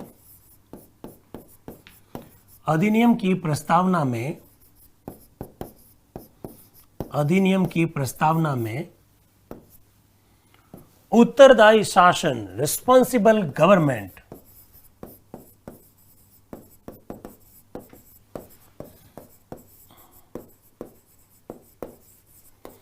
उत्तरदायी शासन शब्द का उल्लेख किया गया। अधिनियम की प्रस्तावना में उत्तरदायी शासन शब्द का उल्लेख किया गया। उत्तरदायी शासन शब्द का उल्लेख किया गया। अब सुनिए साथियों, ऐसा पहली बार हुआ कि अंग्रेजों के द्वारा बनाए गए किसी कानून में इस प्रकार का शब्द लिखा गया, उत्तरदायी शासन। मेरे हिसाब से इस अधिनियम की सबसे बड़ी खूबी यही है, उत्तरदायी शासन। वे अंग्रेज जो भारत में व्यापार करने के उद्देश्य से आए थे, भारत की राजनीतिक दुर्बलता का फायदा उठाते हैं, भारत के शासक बन जाते हैं। वे अंग्रेज जो भारतीयों के साथ जानवरों जैसा व्यवहार करते थे, वे अंग्रेज जिनका एक छुपा हुआ उद्देश्य ईसाई धर्म का प्रचार व प्रसार करना था, वे अंग्रेज अचानक देश में ऐसी परिस्थितियां खड़ी हो जाती है कि वो कहने क्या लग जाते हैं, हम आपके प्रति क्या रहेंगे, उत्तरदायी रहेंगे। बहुत सुंदर शब्द है साथियों, उत्तरदायी शासन, रिस्पॉन्सिबल गवर्नमेंट। डेमोक्रेसी में, लोकतंत्र में उत्तरदायी शासन होता है। उत्तरदायी शासन का मतलब है मैं शासन जो कर रहा हूं वो आपके बिहाफ पर कर रहा हूं, और अगर मैं कोई गलती करता हूं तो आप मुझे टोक सकते हो, रोक सकते हो, उसमें सुधार कर सकते हो। That is responsible government. अंग्रेज पहली बार कह रहे हैं हम आपके प्रति रिस्पॉन्सिबल रहेंगे, उत्तरदायी रहेंगे। और उसके पीछे कारण क्या था साथियों? उसके पीछे कारण ये 3 घटनाएं। फर्स्ट वर्ल्ड वॉर में गांधी जी के आह्वान पर हमारे द्वारा की गई मदद, बाल गंगाधर तिलक और एनी बेसेंट के नेतृत्व में चलाया गया होम रूल आंदोलन, और कांग्रेस का लखनऊ अधिवेशन, ये 3 घटनाओं ने ऐसा कारण बनाया कि आखिर में उनको कहना पड़ा हम आपके प्रति उत्तरदायी रहेंगे साथियों। क्लियर? ये तो हुई पहली बात। कृष्ण जी क्या पूछ रहे हैं? 1916 में लखनऊ में कांग्रेस का अधिवेशन के बारे में पूरी तरह से समझ में आ गया सर, बहुत बहुत धन्यवाद। चलिए, थैंक यू वेरी मच, आपको समझ में आ रहा है। तो उत्तरदायी शासन इसका सबसे महत्वपूर्ण शब्द था, और ये पहली बार हुआ कि अंग्रेज जो हम पर शासन करने दूसरे देश से आए थे वो कह रहे हैं कि हम आपके प्रति रिस्पॉन्सिबल रहेंगे। एक दूसरी बात साथियों, इस अधिनियम के द्वारा पहली बार, बहुत ध्यान से सुन लीजिएगा, इस अधिनियम के द्वारा पहली बार महिलाओं को मत देने का अधिकार दिया गया। महिलाओं को मत देने का अधिकार दिया गया। ऐसे प्रश्न पूछते हैं, महिलाओं को मत देने का अधिकार 1919 के एक्ट के द्वारा। देखिए, हालांकि साथियों आपको थोड़ा सा अजीब जरूर लग रहा होगा, वोट की बात कर रहे हैं, कभी हम उत्तरदायी शासन की बात कर रहे हैं। देखिए, शासन ये जो आज आपको दिखाई दे रहा है, आज हम सरकार से इतनी सारी शिकायतें करते हैं, वो नहीं है, वो नहीं है, हमारे शुरुआत किस तरह से हुई है आप जानकर बड़ा ताजुब होगा कि 1892 में जब पहली बार भारत की जनता को वोट देने का अधिकार मिला, उस समय देश की जनता का 0.75% लोग वोट देते थे। और आपको जानकर बड़ा ताजुब होगा कि आज भारत के संविधान का अनुच्छेद 326 326 भारत के सभी नागरिकों को वयस्क मताधिकार देता है। कोई भी ऐसा व्यक्ति जिसकी आयु 18 वर्ष से ऊपर हो, चाहे वो किसी भी जाति, धर्म, वर्ग का व्यक्ति हो, उसे वोट देने का अधिकार है। लेकिन इनिशियल स्टेज में क्या था? केवल 0.75% लोग वोट दे सकते थे साथियों। जिनके पास बहुत ज्यादा जमीन हुआ करती थी, जो इनकम टैक्स देते थे, आयकर देते थे, उन्हीं को केवल वोट देने का अधिकार था साथियों। शुरुआत में ऐसा दौर था। फिर 1909 आया, तब तक 2.5-3% लोगों को वोट देने का अधिकार मिल गया। जब 1919 का एक्ट आया, तब तक 7-8% जनता को वोट देने का अधिकार मिल गया। पहली बार वोट देने का अधिकार महिलाओं को 1919 के एक्ट के द्वारा दिया गया साथियों। इसको भी थोड़ा सा आप ध्यान रखेंगे। फिर साथियों आगे सुनिए जरा, पहली बार केंद्र व राज्य सरकारों का गठन हुआ और केंद्र और राज्य सरकारों के बीच कार्यों का बंटवारा किया गया। कार्यों का बंटवारा, ये जैसे वर्तमान समय में हमारे यहां पर एक सरकार भारत सरकार है, जिसे हम संघ सरकार कहते हैं। अलग अलग राज्यों की अलग अलग राज्य सरकार है। यूपी सरकार, उत्तर प्रदेश की सरकार, मध्य प्रदेश की सरकार, बिहार की सरकार, हरियाणा की सरकार, राजस्थान की सरकार। साथियों, ये जो सिस्टम है, हाँ चुनाव होता था भाई, चुनाव होता था, लोग चुनाव लड़ते थे। ये जो सिस्टम है आजकल, जो केंद्र और राज्य, जिसे हम लोग संघात्मक ढांचा कहते हैं, इसकी जो नींव है, इसकी नींव आप इस अधिनियम में देख सकते हैं। हालांकि कोई स्पष्ट नहीं था। केंद्र और राज्यों के बीच में विषयों का बंटवारा किया गया, कार्यों का बंटवारा किया गया। कितने कार्य केंद्र के होंगे, कितने कार्य राज्य के होंगे, ऐसा कुछ भी नहीं किया गया। लेकिन कहा गया 2-4 काम आप करोगे, 2-4 काम आप करेंगे। यानी संघात्मक जो ढांचा है वो स्पष्ट रूप से तो 1935 के अधिनियम में आपको दिखाई देगा। लेकिन साथियों, संकेत 1919 के अधिनियम से ही मिल गए थे। बहुत ध्यान से सुनिएगा, 1935 के अधिनियम द्वारा निसंदेह रूप से केंद्र और राज्यों के बीच विषयों का बंटवारा करते हुए एक संघात्मक ढांचा स्पष्ट रूप से स्थापित किया गया, लेकिन उसकी जड़ें, उसकी नींव जो है 1919 के अधिनियम में आपको दिखाई देगी। प्रवीण जी कह रहे क्या सभी महिलाओं को वोट देने का? अरे भाई प्रवीण जी, जब देश की जनता के 8% लोगों को ही वोट देने का अधिकार था तो सभी महिला कैसे शामिल हो सकती है यार? ये तो प्रश्न ही गलत पूछा आपने। मैंने कहा ना, वोट देने का अधिकार उन लोगों को दिया गया जिनके पास निश्चित भूमि हुआ करती थी, निश्चित इनकम टैक्स देते थे, उन लोगों को वोट देने का अधिकार दिया। ये संघ सूची, राज्य सूची, इस प्रकार की सूची नहीं बनाई गई, लेकिन कुल मिलाकर नींव पड़ गई थी इसके अधिनियम के अंतर्गत। ठीक साथियों, प्रदीप कुमार जी सही कह रहे हैं, नींव पड़ गई, एकदम सही। चौथी बात, भारत में पहली बार द्वैध शासन स्थापित किया गया। द्वैध शासन, ऐसे अंग्रेजी में कहते हैं डायरकी। ये शब्द आपको समझ में आना बहुत जरूरी है। ऐसे मेरे सारे मित्र जो पहली बार पढ़ रहे हैं, ऐसे मेरे सारे मित्र जो रिकॉर्डेड क्लासेस देख रखे हैं, और ऐसे सारे मित्र जो ऑफलाइन पढ़ चुके हैं, द्वैध शासन शब्द आना चाहिए। द्वैध शासन पहली बार स्थापित किया गया, लेकिन साथियों वो कहां स्थापित किया गया? प्रांतों में द्वैध शासन स्थापित किया गया। ठीक, अब ये द्वैध शासन क्या है? एक सरकार, ये गवर्नर जनरल, संघ सरकार जैसे भारत सरकार, ठीक है, इसका मालिक तो था गवर्नर जनरल। अब अलग अलग राज्य, और अलग अलग राज्यों में क्या थी? राज्य सरकारें। ठीक है साथियों, समझ में आना बहुत जरूरी है, पहले से बता रहे हैं। ये राज्य सरकारें, इन सभी राज्यों में क्या होते थे? गवर्नर होते थे। इन सभी राज्यों में गवर्नर होते थे साथियों। ये गवर्नर, ये जी, ये जी, ये जी, ये जी, ये जी, ये जी।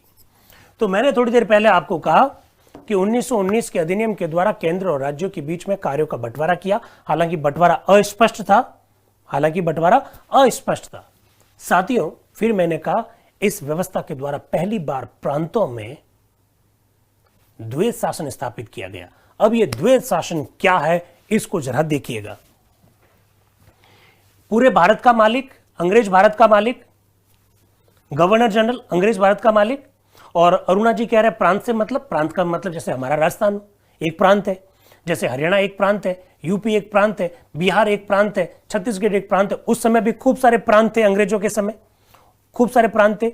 हर प्रांत का एक मालिक होता था, गवर्नर कहते थे। जैसे आजकल हम हर प्रांत में एक गवर्नर, राज्यपाल को देखते हैं, ठीक उसी प्रकार से उस समय हर प्रांत का क्या होता था? एक गवर्नर होता था। क्या अरुणा जी मेरी बात को आप लोग समझे? ओके साथियों, ये जो गवर्नर थे, गवर्नर को जो भी काम दिए गए, गवर्नर ने उन कामों को दो भागों में बांट दिया। ध्यान से सुन लेना। क्या प्रश्न पूछ रहे हैं? क्या नाम है? अमृता जी कह रहे हैं अंग्रेज भारत पर ही कब्जा क्यों किए? अंग्रेजों ने भारत पर कब्जा क्यों किया? पहले तो मैं दो इस बारे में फैक्ट रख देता हूं। पहली बात, अंग्रेजों ने पूरी दुनिया पर कब्जा किया, अमेरिका पर भी उनका कब्जा रहा है, तो थोड़ा सा एक तो ध्यान रखिएगा। और दूसरा, अंग्रेजों ने भारत पर कब्जा क्यों किया? क्योंकि हमारे यहाँ जयचंद बहुत है, आपने पढ़ा 1857, आपने पढ़ा 1757, आपने पढ़ा 1764, आपने पढ़ा पानीपत का युद्ध। आप इन सब युद्ध में देखिए, खानवा का युद्ध, इन सब युद्ध में देखिए आपको जयचंद नजर आएंगे साथियों। इसलिए वो भारत पर कब्जा कर गए। हालांकि अंग्रेजों ने दुनिया के अधिकांश भाग पर कब्जा किया था, तो आप भारत पर कब्जा पर इतना अपने आप को सीमित मत रखिएगा। साथियों, हर प्रांत में एक गवर्नर था। गवर्नर ने अपना काम जो है उसको दो भागों में बांट दिया। रविंद्र जी के प्रश्न को मुझे वापस बताइएगा, रविंद्र कुमार बैरवा जी के प्रश्न को, मैं इसका जवाब दूंगा। गवर्नर ने अपने कामों को दो भागों में बांट दिया। गवर्नर ने कुछ काम अपने पास रखे, उसे कहा गया आरक्षित कार्य।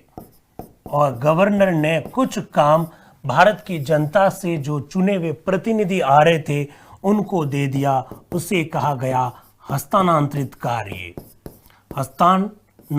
कार्य। ट्रांसफर्ड सब्जेक्ट और रिजर्व सब्जेक्ट।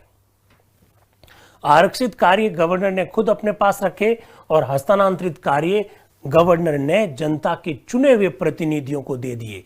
और साथियों ये देखिए, इन दोनों के द्वारा शासन किसके ऊपर किया जा रहा था? भारत की जनता के ऊपर किया जा रहा था साथियों। इसीलिए इसे दोहरा शासन कहते हैं, दो प्रकार का शासन कहते हैं। एक, आरक्षित मामलों में गवर्नर को हम जाकर कहते कि भाई हमारे लिए ये करो, और कुछ काम ऐसे थे जिसमें जनता ने जिन प्रतिनिधियों को चुना है उनको जाकर कहते थे, वो हस्तांतरित काम कहलाते थे। जनता पर दो प्रकार का शासन स्थापित हो गया, इसलिए इसे दोहरा शासन कहते हैं। इसलिए इसे क्या कहते हैं? दोहरा शासन कहते हैं साथियों। लेकिन ये दोहरा शासन कहां पर था? ये प्रांतों में दोहरा शासन था, जो 1919 के अधिनियम से प्रारंभ किया गया साथियों। क्या मेरी बात को आप लोग समझ पाए?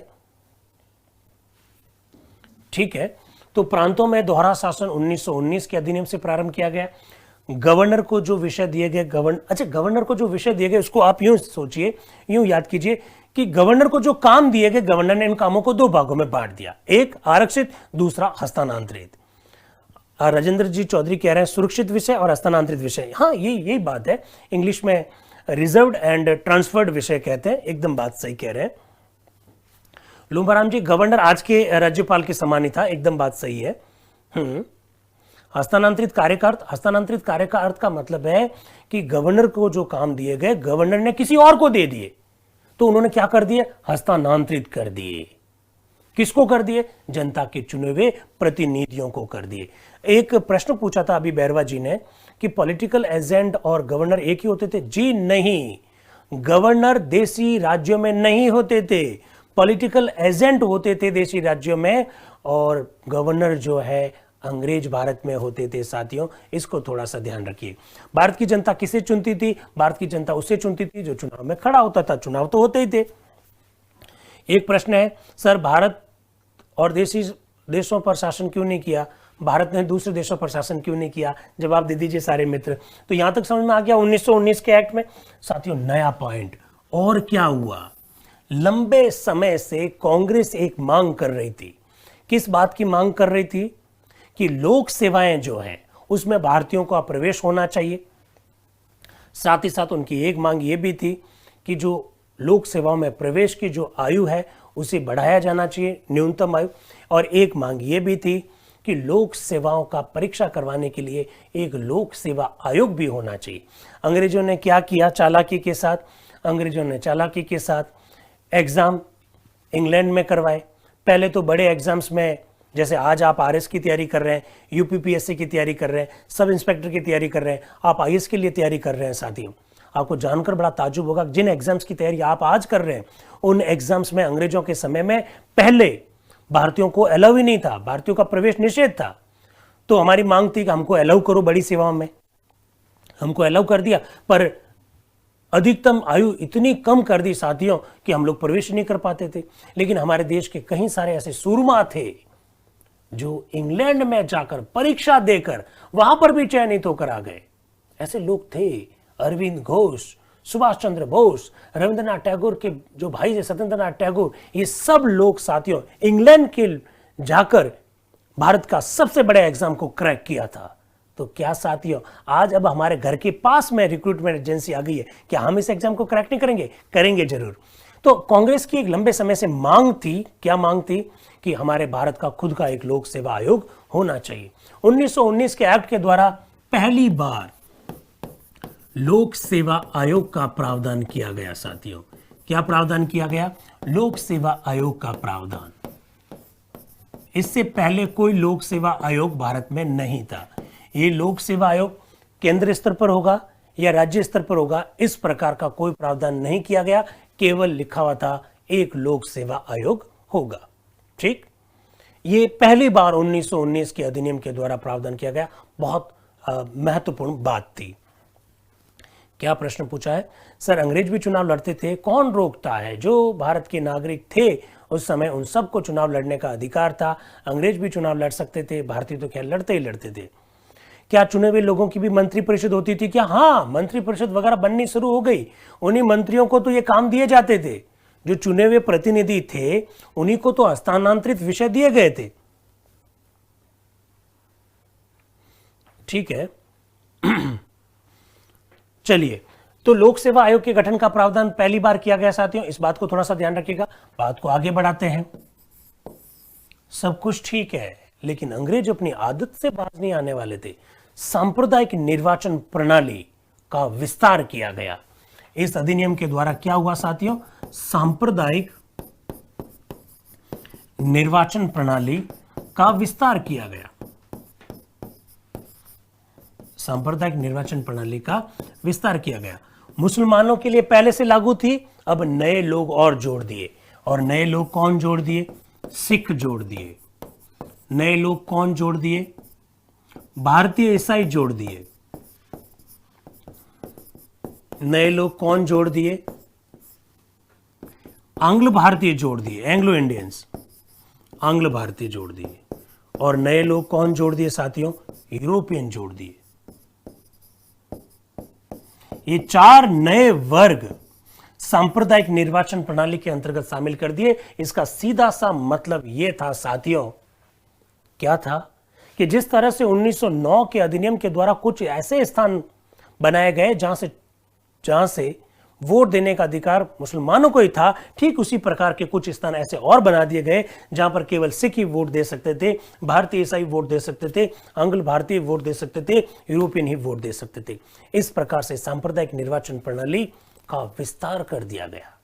ठीक है साथियों, तो मेरे मित्र ने प्रश्न पूछा है कि भारतीय जनता अंग्रेजों को वोट क्यों देती थी? अरे भारतीय जनता वोट कहां देगी? कुछ ऐसे स्थान बना दिए गए जहां पर केवल भारतीय ईसाई ही वोट देते थे। कुछ ऐसे स्थान बना दिए गए जहां पर केवल एंग्लो इंडियंस ही वोट देते थे। कुछ ऐसे स्थान बना दिए गए जहां पर केवल यूरोपियन ही वोट देते थे साथियों। तो भारत की जनता तो थी, लेकिन ऐसी सांप्रदायिक निर्वाचन प्रणाली बनाई कि उसमें वोट देने का अधिकार सीमित कर दिया गया। इस बात को भी आप ध्यान रखिए साथियों। मैं बार बार आपको कह रहा हूं, क्या कह रहा हूं? मैं बार बार आपको कह रहा हूं कि ये जितने भी जो कानून बन रहे हैं, ये सारे कानून अंग्रेज भारत के लिए बन रहे हैं। लेकिन साथियों, पहली बार इस अधिनियम में देसी रियासतों के बारे में भी सोचा जाएगा। और देसी रियासतों के बारे में सोचते हुए क्या होगा साथियों? पहली बार यह प्रावधान किया जाएगा कि देसी रियासतों की समस्याओं पर विचार करने के लिए चैम्बर ऑफ द प्रिंसेस, देसी रियासतों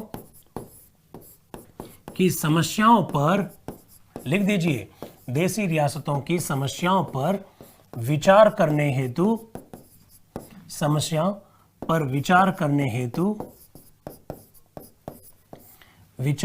हेतु क्या बनेगा? नरेंद्र मंडल बनेगा। नरेंद्र मंडल की स्थापना का प्रावधान किया गया साथियों, पहली बार। देखिए, इस प्रकार के प्रश्न पूछे जा चुके हैं। आप ध्यान रखिएगा, उत्तरदायी शासन शब्द का उल्लेख पहली बार कौन से अधिनियम में मिलता है? आंसर होगा 1919। देसी रियासतों की समस्या पर विचार करने हेतु नरेंद्र मंडल का प्रावधान कौन से अधिनियम में किया गया? 1919 के अधिनियम में किया गया था साथियों। यानी देसी रियासतें अब तक कहीं पिक्चर में ही नहीं थी, पहली बार देसी रियासतें शब्द का उल्लेख आया साथियों इस अधिनियम के अंतर्गत। एक प्रश्न पूछा, एंग्लो इंडियन कौन थे? एंग्लो इंडियन कौन थे क्या? एंग्लो इंडियन कौन है? बात करेंगे साथियों जब भारत में आरक्षण की बात करेंगे, अनुच्छेद 16 के अंतर्गत जब बात करेंगे तो एंग्लो इंडियन कौन थे उस विषय पर बात करेंगे साथियों। लास्ट पॉइंट, इस अधिनियम में लिखा हुआ था कि यह अधिनियम अपने उद्देश्यों में कितना सफल है, इसकी जांच की जाएगी 10 साल के अंतर्गत। इस अधिनियम का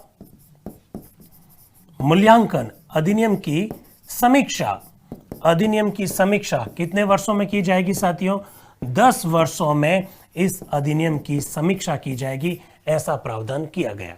ठीक है साथियों, तो इसका नाम लोक सेवा आयोग। हाँ देखिए, ये फिलहाल आप इतना ही पढ़िएगा कि 1919 के अधिनियम में जो आयोग का प्रावधान किया गया उसके लिए केवल एक ही शब्द था, लोक सेवा आयोग। वो लोक सेवा आयोग आगे जाकर किस तरह से बना उस पर बाद में बात करेंगे। 1919 के अधिनियम के बारे में जो महत्वपूर्ण बातें थी साथियों, वो मैंने आपके सामने रखी है। आपके प्रश्न मुझे लगातार मिल रहे हैं। नरेंद्र मंडल क्या है, सरदार सिंह जी प्रश्न पूछ रहे हैं। नरेंद्र मंडल देसी राजा महाराजाओं का एक ग्रुप है जिसमें देसी रियासतों की समस्याओं पर विचार करने का काम दिया गया। अंग्रेजों के द्वारा इसका गठन किया गया क्योंकि अब तक सारी बातें केवल अंग्रेज भारत के लिए हो रही थी। देसी रियासतों की क्या समस्या होगी उस पर विचार करने के लिए राजा महाराजाओं का जो ग्रुप बनाया गया उसका नाम था नरेंद्र मंडल।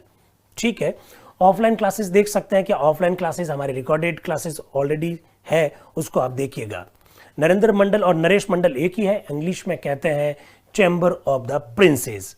ठीक है, विवेक क्या कह रहे हैं, 1919 में तो अनारक्षित शब्द का उल्लेख है, फिर वो क्या है सर प्लीज। अनारक्षित का मतलब हस्तांतरित मेरे भाई, आरक्षित का मतलब जो विषय अपने पास रखे और अनारक्षित मतलब जो विषय किसी और को दे दिए गए। ठीक है, तो आज के लिए इतना काफी है साथियों। मुझे लग रहा है कि आपको ये बात समझ में आ रही होगी और संवाद वाली ये क्लास है, आपके प्रश्नों को लगातार देख रहे हैं। मेरा आपसे फिर रिक्वेस्ट वही रहेगा, आप हिस्ट्री के प्रश्न इसमें ना पूछें, प्रश्न वही पूछे जो टॉपिक से रिलेटेड हो। हम हिस्ट्री नहीं पढ़ रहे हैं, हम कॉन्स्टिट्यूशनल हिस्ट्री पढ़ रहे हैं। हिस्ट्री को केवल इतना ही टच कर रहे हैं जितना कि कॉन्स्टिट्यूशन को समझने में अपने लिए आसानी हो। हिस्ट्री में मेरा खुद का हाथ तंग है, इसलिए आप वो प्रश्न ना पूछें। तो आज के लिए इतना काफी, वापस मिलेंगे साथियों कल। Thank you very much and wish all the best. Thank you.